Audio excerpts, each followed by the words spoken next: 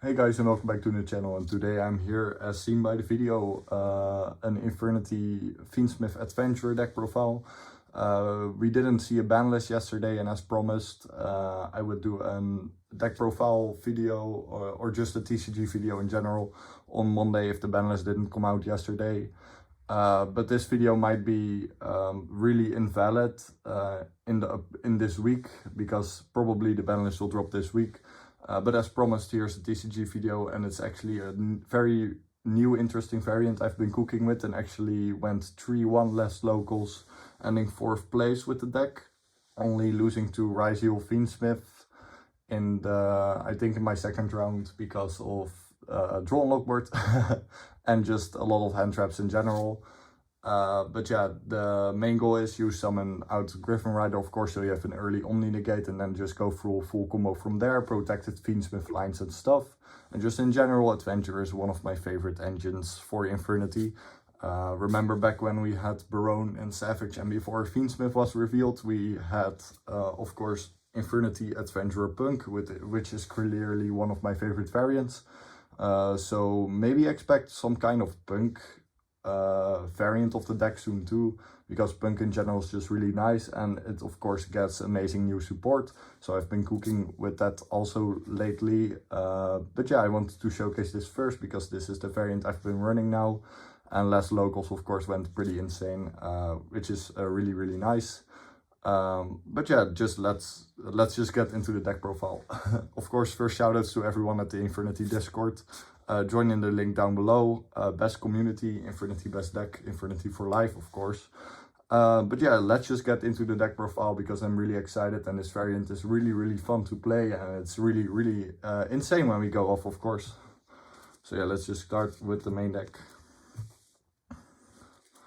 First off, we have our boy, the best card in the entire game, triple Infernity Archfiend, of course. Actually in this variant you would really love to see it in your opening hand, to be fair, because then you have to play lesser greedy lines with the Fiendsmith cards, of course. But yeah, I really love seeing Archfiend, and if you're playing at 3, you can top deck it, which is pretty nice, which actually won one of my games. And of course it's the best top deck in the game's history, and if I find a way to play 3 Archfiend, I will play 3 Archfiend. So yeah, triple Archfiend it is. I would actually really recommend to you all to, if you're into looking into this variant, I would suggest you try out 3 Archfiend. Of course you can play 2, but in my opinion 3 is definitely a really good way right now in this variant, because opening it makes it you don't have to go for much greedier lines, which loses to Imperm, for example, on Sequence or Aerial Eater. But of course we have the Adventurer engine to protect it, so 2 is also really fine. But if I can run 3, I will run 3, of course, since it's my favorite card in the game. Then for the other Infernity names, we have 1 Necromancer. 1 Necromancer is just all you need. No need to run 2. The only real variant that would like to run 2 is 3 Axes, for example, or Trishula variants. 1 Sage, we're actually playing the Synchro package again, which is really nice in this variant, because Sage plus Water Enchantress, for example, also makes IP. But yeah, I really wanted to run the Synchro package again, and it's really adjustable in this variant. And of course 1 Patriarch for Dugares lines. Yeah, these all are one-offs. You shouldn't play more than 1 of all these names, of course. Hopefully we will see soon some support soon. Really, we really need it.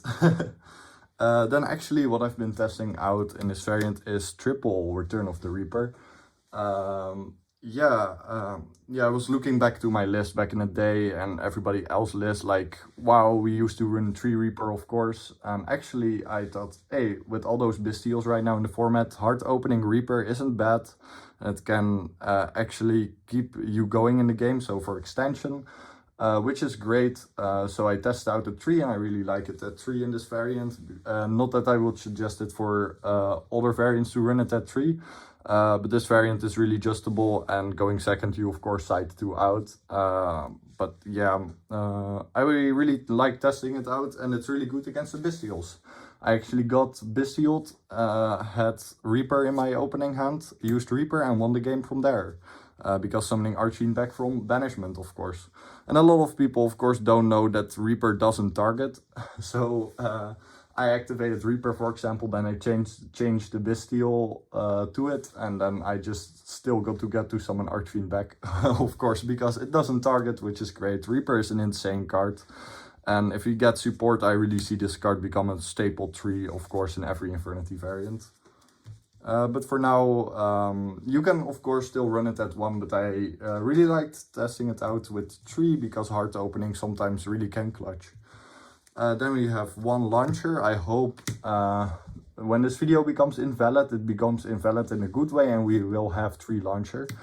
But yeah, we'll soon hopefully get it back to 3. Launcher is launcher. The only thing I want, Konami, please.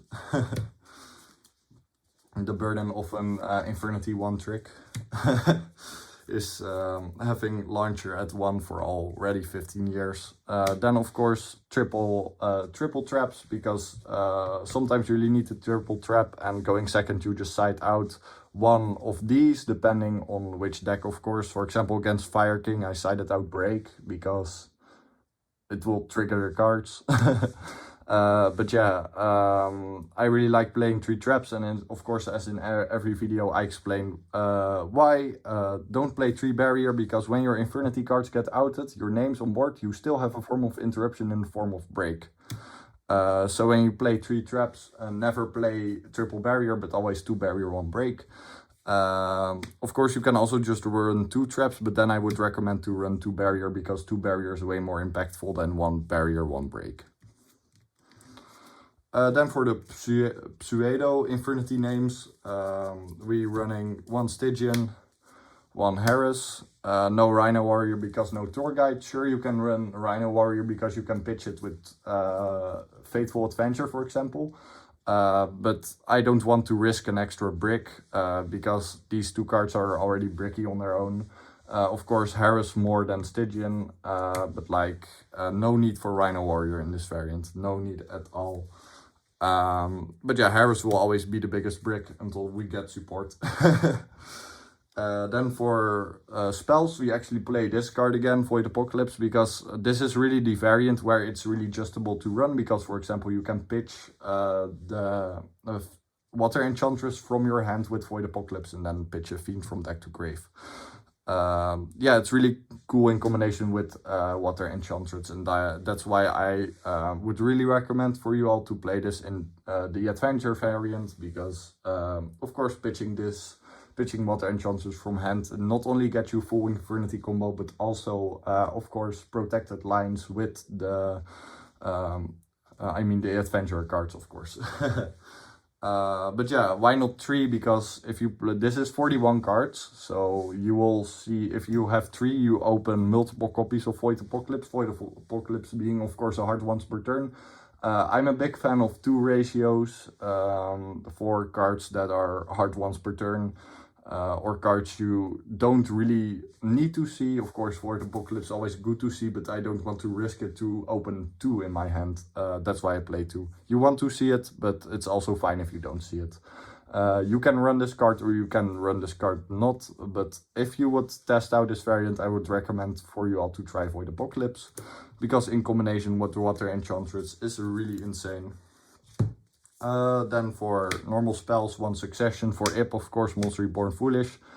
Yeah, search this with Ip and have an extra extender. Or if you hard open this, it's really good, because it's the other Monster Reborn, of course, weaker. But yeah, Monster Reborn Foolish will always be Infernity staples for sure. You got to run these in almost every variant. Fiendlink is really the biggest example of don't play Monster Reborn Foolish, because you're already playing enough gas. But yeah, for the rest, every variant should run Foolish and Monster Reborn. Always great Infernity cards. Then for Fiendsmith, of course, triple Engraver. We'll see what the banlist will do with Engraver, of course. But Engraver being, of course, a 1-card starter. And yeah, it's just an insane card. yeah, mandatory to play right now in Infernity. And of course, if you can't afford it and still want to try to enjoy Infernity on a competitive level, I would recommend to check out my other non-Infernity, non-Fiendsmith variants, sorry. Because then you can still enjoy Infernity on a competitive level, but more on a local level. But yeah, if you really want to run Infernity in the big events, Fiendsmith is really what you need right now, because Fiendsmith is just insane.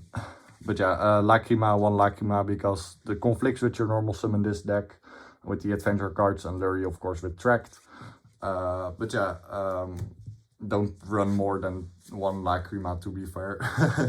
And neither variant, only if you really run a more Fiendsmith variant and you want to run Lacrima as your normal summon. Torguide of course being the better option, but it's just a ball playing tree, but not in this variant, because it conflicts with your normal summon. Then double tracked is enough. And like Void Apocalypse, it's a card you want to see, but also not want to see, rather see Engraver of course. Yeah, you don't need more than 2 tracked. 1 tracked is just too less, because you want to see Fiendsmith in your hand. 2 is just enough.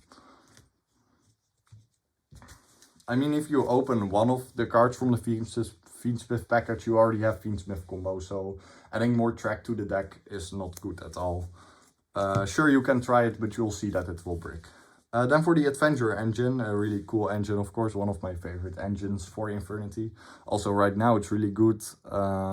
Triple Water Enchantress, 1 Griffin Rider. Not only is Water Enchantress full Adventurer combo, but it's also a free extender if you control an Adventurer token, which is really, really nice. And of course you can make with Sage and this, you can make Ip instead of Necromancer Ip, if that's the line you eventually end on. But yeah, you can for sure play the Adventurer cards too, but I would really love to see the Adventurer cards in all my opening hands. Because they are just crazy, and they are, of course, protection for sure. With the Omni-Negate Griffin Rider, you only need to run 1 copy, because you search it with Faithful Adventure. And yeah, otherwise it will break, because it's a level 7 monster. But you can summon it from the hand. Also, it's a quick effect, so it's a free body. But yeah, that's it for the monsters for the Adventurer package, because the other monsters are shite. Sure, you have Illegal Knight, but I'm not a big fan of Illegal Knight, because it can break. Griffin Rider is just the way. By the way, going second, I always side out my Adventurer package for a lot of board breakers, because this side deck has a lot of board breakers, because the Adventurer engine is just really only good for going first. And then because we're running less non-engine right now, you really need to side out the Adventurer package for all the board breakers I will reveal soon when we get to the side deck. But yeah, sometimes I just keep in the Griffin Rider, because Griffin Rider is of course a quick effect free body, which is really nice for Fiendsmith lines. But yeah, for the rest, just side out the Adventure engine going second. Triple Right, because you want to see the Adventurer engine, and if it's not Water Enchantress, you have Right. And opening Right together with Water Enchantress is really, really nice, because then you have an extender or just a card to pitch with Faithful Adventure, of course. But yeah, most of the time you just pitch with Faithful Adventure the Draco back. But yeah, these are just mandatory plays. More than 1 Faithful shouldn't be played, because it's searchable with Right. You place it on the field, so it plays under draw. But like more would brick, definitely brick. Just play 1. Same with Draco back. Draco back is really nice. For example, if you lose the dice roll, you still have the Adventurer cards in your main deck, because you're going second at the first game of the match. You have Draco back to bounce something, and it's just really, really nice to have for sure. Yeah, you can get a free equip with Faithful Adventure, so why not play it? Of course it can be bricky, but it's the best card to pitch with Faithful Adventure, because you can just put it back on an Adventurer token, and then your Adventurer token has protection, which is really nice sometimes. Then for non-engine, we actually just play 5 non-engine in 41. Why? Because I wanted to run as much gas as possible. Right now, we just play a lot of insane board breakers, so that will break the board directly almost, so we can just go full combo. For example, we play Dark Ruler No More. because then from Dark Ruler No More you can out the board and then you can just go full combo in main phase 2 and then you have an unbreakable board. Of course with everything on it. So for the non-engine we chose to play double trust, double talents, and you gotta respect those hand traps called by the grave. Yeah, trust is really nice going second, and talents of course sacks a lot of decks and it's insane going first, same for called by. But yeah, these are just the best choices if you're running a lot of less non-engine, of course. Sure, you can cut a lot of cards in the deck, for example, double Reaper and an Archfiend for triple Imperm, for example, or Droplet. But right now I really like this small package of non-engine because then if you're then further down the match you can just side out a lot of cards in order to add more non-engine that you have in your extra deck, of course. But yeah, these are just the best ones. If you're playing 5, I would recommend these ratios for that. Then for the extra deck, we have of course one Aerial Eater. Aerial Eater is necessary for the Fiendsmith lines and it makes why Fiendsmith is played in Infernity. Dump a Fiend. It already explains enough. Then for Synchro Monsters we have Chaos Angel. Of course, Chaos Angel is a flex spot, you can run anything else, but I find Engraver plus Archfiend is just way too broken to make Chaos Angel, because you have a light dark Chaos Angel and a lot of decks can't just out this. I've had a lot of games where I just, if they hand trapped me enough, I end on Chaos Angel pass and they just don't find a way to out Chaos Angel. Then eventually you top deck something great like Archfiend and go full combo from there and you have an insane card to protect your entire board. Of course, also insane going second with the banish effect. Diabel and Ip. This is the synchro package I was talking about. Ip search Succession, Succession revive Necromancer, Necromancer revive Archfiend, of course Archfiend search. Then make with Necromancer Ip, make Diabel, Diabel effect, add launcher back. It's really insane. Yeah, it has been insane since the release of this card, but not a lot of variants don't need to run it, to be fair. But I find the Synchro engine very, very sick, and it also helps extending a lot because you will have a second launcher, of course. But yeah, you don't need to run this package in every variant, but if you're running Sage, I would definitely recommend to run these two, except in Fiendlink, because Fiendlink doesn't need it. Then for the Xyz monsters, Wave Hiking Caesar and Dugares. Wave Hiking Caesar, of course, with the Fiendsmith cards. You just, if you have Adventurer, most of the times you don't make it, or you can make it definitely because you will have a 2 Solemn Judgment on your board, which ends on more interruptions, which is really, really nice. Yeah, Caesar is mandatory to play as long as Nip is a thing. But we'll see what the banlist will do. Some people predict this card will get banned, but I really don't hope so, because it's a way to say no to Nip, and we don't like Nip. Then we have Dugares, of course, because when you're playing Patriarch, you have to run Dugares, of course. They are just best friends.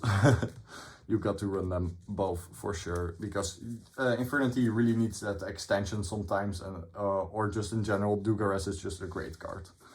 Then for Link Monsters, first Link Force, we playing Saryuja Nightmare Griffin. Why not the Zealantis? Because Zealantis conflicts with Wave Hiking Caesar and your Adventurer cards, because you don't get the token back with Zealantis. And of course, Wave Hiking Caesar loses his materials, which means that Zealantis is just unusable. Of course, sometimes you wish, what if I had Zealantis, because I don't get to my Fiendsmith lines or Adventurer lines, but yeah, that's really like 1 in 100 games. So yeah, that's why no Zealantis, and the extra deck is kind of tight with the Synchro package, but the Synchro package is just so insane right now. Nightmare Griffin you end of course on, as long as it's legal, we will play this because it's an amazing generic endboard piece, and a lot of decks, a lot of rogue decks for most of the times can't out Griffin, because Griffin just turns off everything. Then we have one Unchained Soul Lord of Yama together with the one Super Producer. In every deck I use this, except for Fiendlink Infernity, you only play the Yama. But like for every Infernity deck you should run these two, because these two are not only playmakers but also yeah, extenders and just everything the decks needs. These two cards are just insane extenders, playmakers. Yeah, these are Infernity cards by heart together. They are really great together. If you don't know how it works, I've showcased this combo in every combo guide I put on the channel. So if you don't know how the Unchained Super Producer combo works, check out just one of my guides and you'll see in at least one test hand, but almost every test hand, how to use these two together. Then of course we play IP SP. Yeah, you just end on IP and then you can make SP on your opponent's turn. Also not bad to end on SP instead of IP sometimes. But yeah, these are just mandatory to play, of course. I mean, they are great endboard pieces, and SP just going second also is an insane card. Then finally we have a shiny sequence from the new OTS pack. One Moon and one Requiem. If you play Fiendsmith, these are the cards you gotta run for Infernity. These are mandatory if you're running Fiendsmith, of course. And if you have Fiendsmith and you want to run Infernity competitive wise, go off. You have a lot of variants. But yeah, Fiendsmith is really needed right now in this meta in order for Infernity to compete competitive wise, because it's just so insane for what it does. And it helps you play through a lot of interruptions. Side deck time. First off, we have one Arguator for, of course, Ultimate Slayer against Ryziel. Send this away, out Detonator by putting back into deck, and then you can negate Cross with Arguator. Yeah, it's just a really great package. Also on Birmingham in my Horus Fiendsmith variant, that package really clutched a lot of games. They are just insane right now, and as long as Ryziel is competitive, you got to run this package for Infernity because it's just so insane. Then of course Lancia together with Imperm, the hand trap we can run because you can set it in the back row. But yeah, Malice, hate, we don't like Malice, so Lancia out Malice, of course. Praying they don't have Called By or Cross out, but they just won't.